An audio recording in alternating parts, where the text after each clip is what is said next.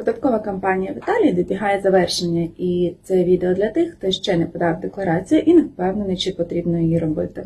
Коли декларація є обов'язковою? Якщо протягом звітного періоду у вас були різні джерела надходження коштів, наприклад, декілька роботодавців, підробітки, виплати від ІНПС, або якщо ваш річний дохід перевищив мінімальний поріг.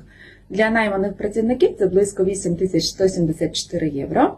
Але ця сума не однакова для всіх категорій. Для пенсіонерів вона вища, а для інших видів доходу може змінюватися. Але навіть якщо у вас був лише один роботодавець і податки вже сплачені, декларацію все одно варто подавати добровільно. Чому? Тому що саме вона дає можливість повернути частину сплачених податків.